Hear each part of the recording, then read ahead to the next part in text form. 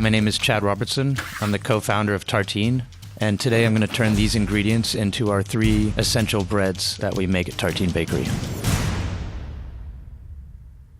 First, I'll make the leaven, which is sourdough, and we'll use that in all 3 breads. The 3 essential breads are a country sourdough, a porridge bread, and a sprouted rye bread.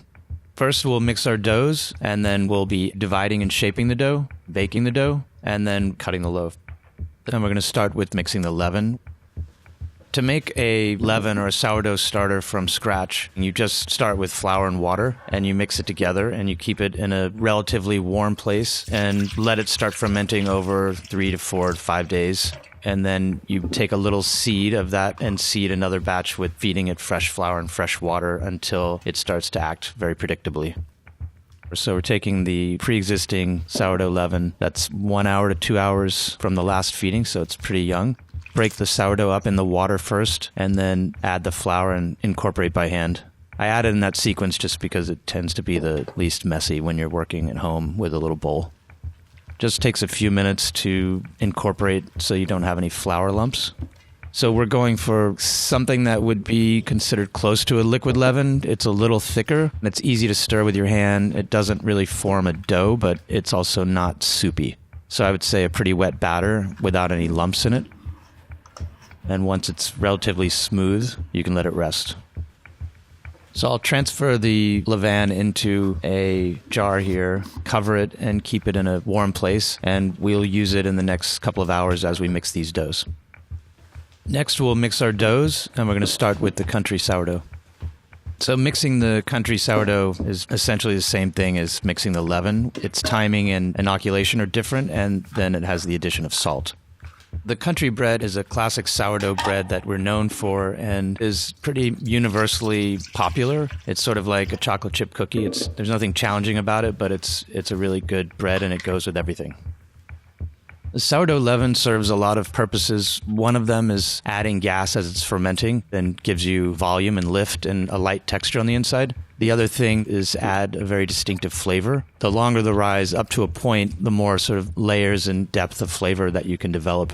At Tartine, we start with a very young sourdough, meaning we don't leave too many hours in between the feedings. We feed it quite often, so it stays at a pretty young stage of growth just to keep the acidity lower, because generally we do very long final rises, and that acid sort of builds during that long final rise, so we want to start with as little acid as possible. This part of incorporating the ingredients there's no real trick here. I'm just trying to incorporate everything together as efficiently and cleanly as possible, and I just use my hand. You could certainly use spatulas and scrapers and things. So after we do that initial mix without the salt, we let it rest for about 15 to 20 minutes. The French have a term for this. It's called autolyse, and it's just leaving it to rest so that dough can start forming on its own. During the rest period, a few things are happening. It's starting to ferment, and the bacteria and the yeast are starting to multiply. At the same time, the starches are swelling, they're absorbing the water, and then the gluten strands are starting to align and develop. So we'll come back after 20 minutes and start to incorporate the salt into the dough, using a little bit of water to moisten our hand and to kind of help to dissolve that salt in as we cut and fold it into the dough. The salt will temper the fermentation and also tends to give you some strength in the gluten. It makes it contract in a way that you want, especially when you're making really high hydration doughs. So we're going to cover the dough now, and it's starting its bulk rise part of the fermentation, which is rising in one big mass of dough. During that 3 to 4 hours, we'll give it turns every 20 minutes to half an hour. To do those turns, we just fold the dough over itself a few times to continue to develop the strength and the gluten of the dough. Next, we're going to mix our porridge bread dough, which starts with cooking porridge, which is essentially making oatmeal. For our porridge, we use a blend of oats and purple barley flakes, and we do season it with a little bit of salt. Having those fully cooked gelled starches added to the bread dough at the end releases the bound moisture that's been cooked into that grain and gives you an extra moist bread that keeps for longer than a traditional bread without cooked grain. So the porridge acts as a very basic sort of natural preservative by just keeping the bread moister for longer. The main thing you want is to really have enough water there to gel all the starch as you're cooking it. So it's important that it's not super dry and that it's fully cooked. So once it's finally cooked, you're just going to want to spread it on a sheet pan or hotel pan. So I'm spreading the porridge out thin so it can cool. I'm going to set it aside for 20 minutes, half an hour. You could also do it a day in advance and just let it cool down. And next we'll mix the dough for the porridge bread. So the porridge bread is essentially a country bread with some added cooked grain to it. The one that we make at Tartine has a lot more whole grain in the basic dough, so that's a difference, but it's still, the technique is really the same, and you could certainly make a straight country dough and add porridge to it, which we've done many times. When I was learning to be a baker in the early 90s, there wasn't a lot of diversity in the grains that we could use in bread. We generally had, in the U.S., white flour and wheat flour to work with. And the porridge technique really sort of gave us a much more diverse palette of grains to use in the bread. So it was like going from black and white to color. Over the last 6 or 7 years, we've been working with grain breeders and farmers very closely to expand on the diversity of grains that we get to work with. And now we approach it in just the same way that we approach sourcing our carrots and our tomatoes and beef and everything else. We work directly with the people that are growing and raising these things, and it's made baking a much more interesting thing to do. I'll let this dough rest about 20 minutes. And by that time, the porridge will be cool, and I can add the salt and give the dough a couple of turns and then start incorporating the porridge. So you want to develop the dough a little bit before adding the porridge. When you're mixing by hand, it's sort of every time you give it a turn, it's getting more air and more strength and developing more. If you have to cut the porridge in by hand at the very end, when you're ready to divide it, it's going to sort of degas your dough in a way that you don't want. So add it earlier in the stage of mixing and then develop it very gently over the course of folding and turning for a few hours. So I've cut the salt in the same way for the country dough. And then we're going to add the porridge in. Again, just really trying to make sure that it's all incorporated so that I can let it rest and that dough formation can happen on its own. Once the porridge is fully incorporated, I'm going to set this aside in a warm place and let it continue to bulk ferment, giving it turns every 20 minutes to continue to develop the structure of the dough. Now I'll mix the sprouted rye dough, which we call René's rye. It's an homage to a chef named René Bolvig, who generously shared his recipe with me 6 or 7 years ago when I first started going to Denmark. There are more ingredients in this bread than the other two breads, the country and the porridge. Mixing this, you develop a little bit of structure from the minimal amount of flour in this bread, but really you're stirring to incorporate, and then you're kind of letting it ferment in bulk in a similar way, but you're not really developing too much gluten, as this bread is really like a batter, and it goes into a pan, and the pan is what gives it most of its structure. The liquids, again, going in first. We have some water, some buttermilk, dark beer, which is traditional in a lot of German breads, and all the alcohol bakes out, but you get a really nice flavor. A little bit of dark malt syrup and adds a sort of toasted barley malt flavor, which is really nice in this bread. Again, the leaven goes into the liquids. Break it up by hand. And a couple of different kinds of flour. We're using a little bit of rye and a little bit of spelt. There's no really hard rule on that. You can use all different kinds of flour per your preference. Then we add the seeds in, sesame, flax seeds, pumpkin. Really everything just gets added, and you're going to end up with kind of a wet concrete-like batter. I mix everything together and then add the sprouted grains at the end. Again, just cutting them in by hand, scraping the sides of the bowl until everything's evenly incorporated. In the early stage, it's going to be pretty wet. It gets a little bit thicker as all the seeds and the sprouted grains start absorbing some of those liquids. Salt in the end. We don't really have to do an autolyse because the structure's not really solely relying on gluten development. So you definitely want to add everything in, make sure it's all moist. You could certainly give it an autolyse if you want, but it's not as critical of a step. So now we're in the bulk fermentation for our doughs, and we're going to be giving it the folds and turns to develop strength. You take the doughs from where they're resting, uncover them. I dip my hand in water. That way the dough doesn't stick to it so much. And just reach down underneath the dough and pull it over itself and turn the bowl. And people have, again, different techniques and different sort of rituals of how many times they do it. But essentially you're just folding it onto itself and It develops strength. It also gives you a chance, as you're making the bread, to feel how it's developing. Every time you give it a turn, you're affecting the fermentation, but you're also sort of checking in on the dough, and you have a sense of how fast it's going or how slow it's going, or maybe it's not feeling as like it's getting the strength that you want, and so you give it an extra turn. So you're sort of checking in on the dough. And these are our doughs after they've sat for 3 to 4 hours, a full bulk fermentation. Now we're getting into dividing and shaping the dough.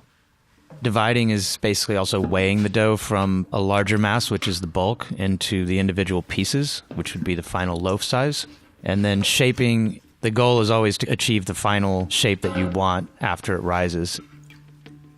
I dip my hand in water again, and then there's a little water on the table, and we just use the bench knife there, dough scraper, as kind of an extension of your hand, which really, you sort of need that when you're working with wet doughs because it doesn't stick to the metal as much as it would stick to your hand. We do a gentle rounding using that bench knife, and the other hand sort of tucking the outer edge of the dough under itself while you're rotating it with your other hand in a circular motion. We use water on the table for dividing instead of flour for a lot of reasons. We don't want to incorporate more raw flour into the dough than we have to. Also, we're just trying to minimize the amount of flour that's in the air because over time, bakers can develop allergies and it's just from breathing flour all day. So we try to minimize that and it makes a huge difference. That was the country dough. This is the porridge. Same exact process, basically. We try to not degas it too much. It's a pretty gentle rounding pre-shape and try to use as few turns as we can to get it into the shape that we want. I didn't use a scale. As you can see, you absolutely could and should if you want to be really precise. I was just kind of eyeballing it here, and I also cut an extra 2 on each of them just to give a little more of a demonstration of how we do our pre-shape. But I'm actually only going to make 2 loaves with each of these doughs. So there's no flour on the table, there's no flour on the top, so it's pretty easy to just lay one on top of the other after they relax a little bit and make it into one loaf. This is the sprouted rye. It's pretty sticky, and when I say it has the consistency of wet concrete, it also sticks like wet concrete, so you want to sort of empty that out carefully into the pan, and then make sure to clean your bowls or whatever utensils you have that have that dough on it. The other 2 doughs will sort of dry and flake off. The rye dough will stick like glue, so you want to just clean that stuff quickly. The country and the porridge doughs get a gentle pre-shape, and then they get a final shape. This bread, it's very forgiving, so you just dump it into the pan and then smooth over the top with your hand, just dipped in some water so that it doesn't stick, and it's good to go until it's ready to bake. So with the country and the porridge, you want to give them a bench rest. If I try to shape these immediately, which you could do, they will be a little bit too elastic. You want to give them time to relax. In an ideal world, you're giving it 15 to 20 minutes rest, and then they're relaxed enough so you can do the final shape. So there's really nothing else to do for the sprouted rye bread except let it rise in a cool chamber overnight. So I'm going to take that away and cover it with something that can breathe a little bit and be ready to bake the next day. So in preparation for the final shaping, I'm bringing a little flour onto the table. See, I floured one piece. Since I'm combining them, I didn't flour the other one because I didn't want to put raw flour on the inside. We try to keep the flour just on the outside of the loaf as much as possible. Our shaping technique, you flip it over so the flour is on the underside, fold the bottom up, fold the 2 sides over sort of into a cylinder, and then start folding the tops and sort of stitching the 2 sides together. And then at the end, when you have this sort of stitched long piece, you fold it over itself. And then, you're basically just kind of strategically folding this thing into itself and then kind of leaving the seam on the underside. And careful to put the bread down to rest on the bench where there's no flour, because you really want that underside, which is a seam that you've just created. You want that to seal itself as it rests on the bench for, 5 minutes, 10 minutes, something like that. Shaping is, there are thousands of techniques all over the world for getting similar things and different things and thousands of shapes of bread. But the goal is always to kind of achieve the final shape that you want after it rises. And for me, shaping at Tartine, it's about leaving that air intact that you've developed over this bulk rise, the sort of gentle mixing and the gentle bulk rise. We don't degas the dough. We try to really keep all that air in there. It's not just because it gives you an open crumb, but because that's the gas that's come off of fermentation. So it has an aroma and it affects the final flavor, and we really want to keep that intact. So they're all shaped, but we let them rest a little bit again so that the seam seals on the bottom. Now that the doughs have sort of relaxed and rested on the bench, we're going to give them their final shape. At Tartine, we prep all the baskets in advance, flouring them with a mixture of rice flour and wheat flour, the rice flour just being pure starch, so it absorbs a little of the moisture, and the linen actually gets really moist. The rice flour helps the bread not to stick when we're dumping it out the next day. So as you see, I'm picking these up, seam is up, and then you kind of fold the seam in on itself again, and that's one of the reasons you really need it to be sealing on a bench that doesn't have any flour. Those are the 2 country loaves.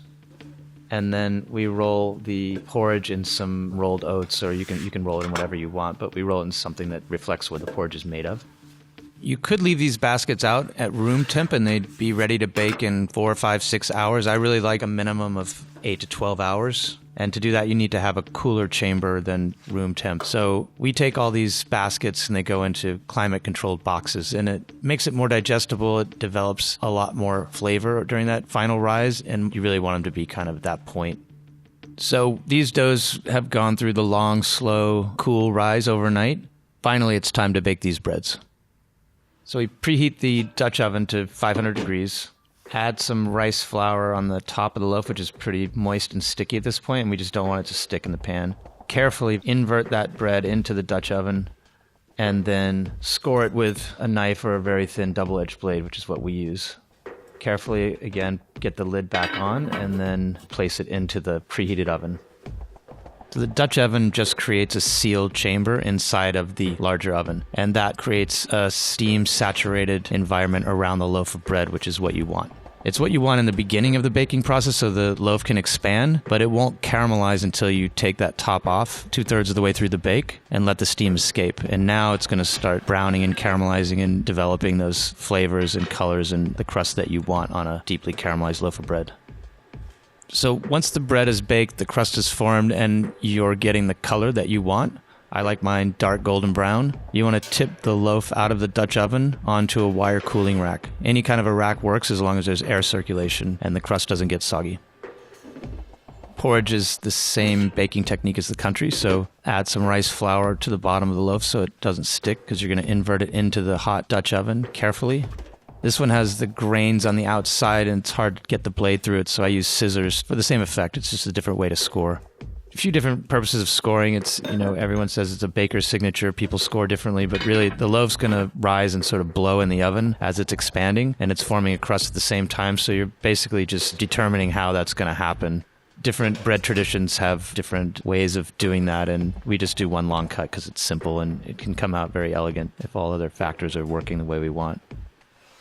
Remove the lid 2/3 of the way through, just so you can start developing a real crust and getting some of that caramelization coloring by releasing the steam.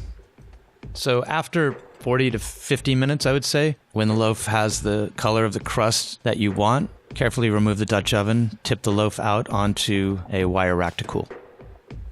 So the sprouted rye just goes directly into the oven.